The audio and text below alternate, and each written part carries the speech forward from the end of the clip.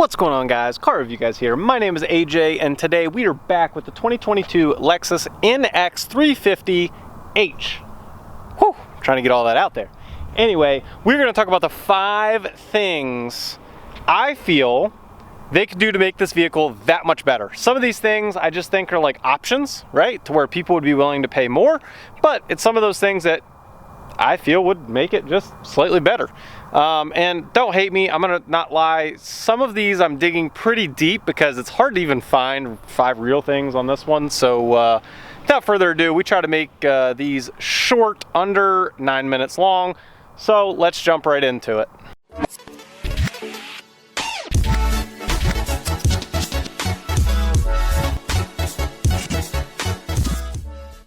Number 1 on the list.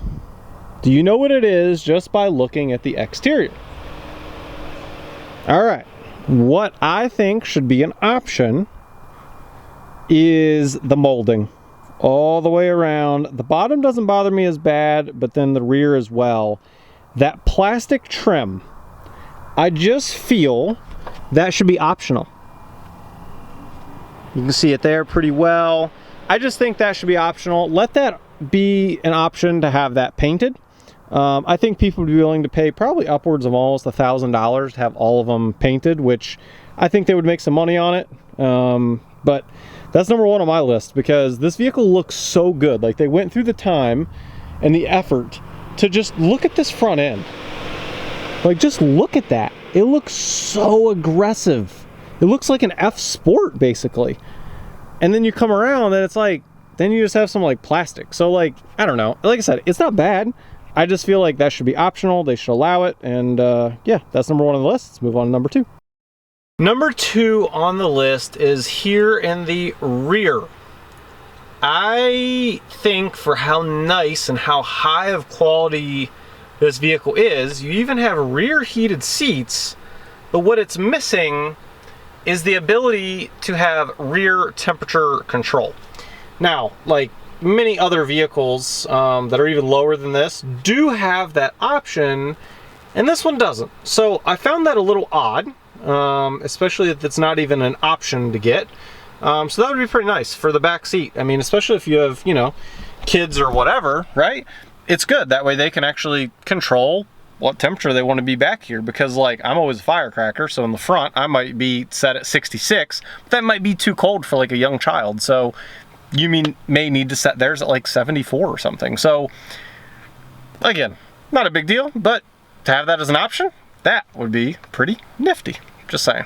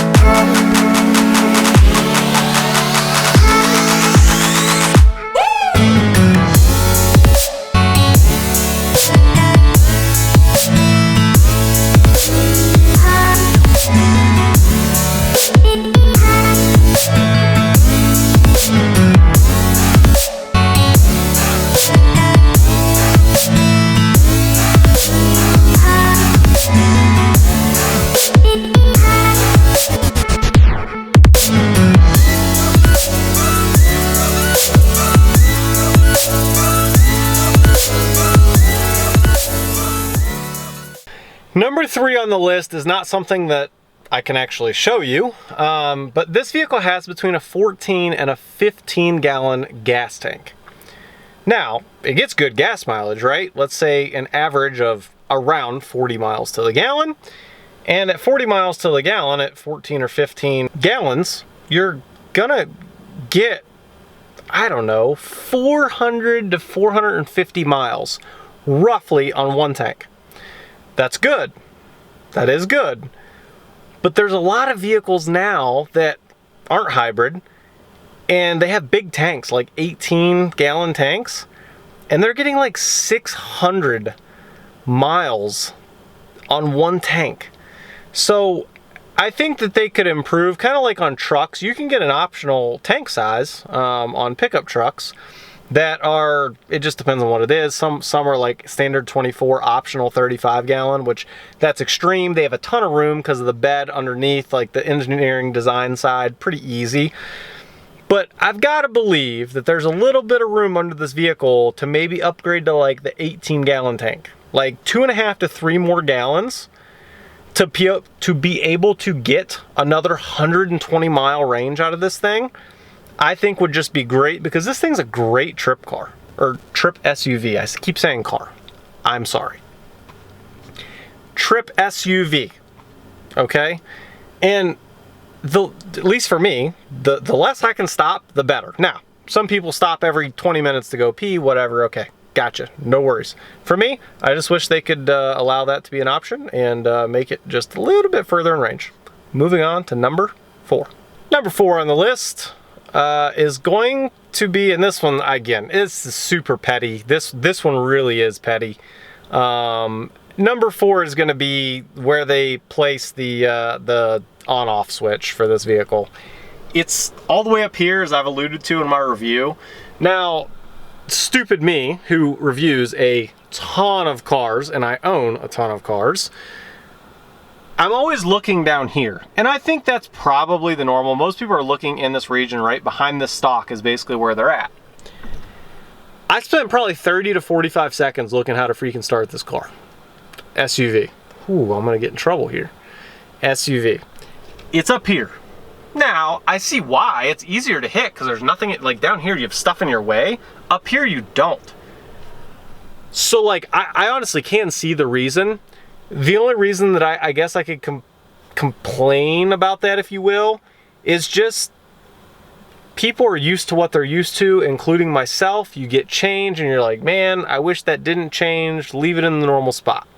But they have a reason for putting it there. So again, number 4 is digging pretty deep into it. Anyway, let's move on to number 5. Number 5 on the list, it's got to make the list again because it's just change and I'm not used to it. And if I'm not used to it, I know many consumers that are definitely not used to it. So number 5 on the list is your cruise control right here.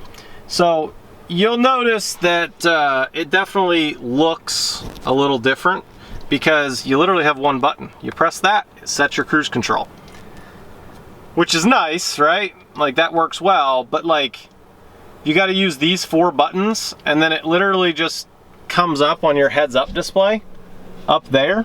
And let me see if I can show you just a piece as to like how it works, maybe. Hopefully you guys can see pretty good there. So like you can touch different things and that's how you're basically going to get your different stuff, like your different informations, and that's how it, like everything goes through the touchpad and it shows you up there.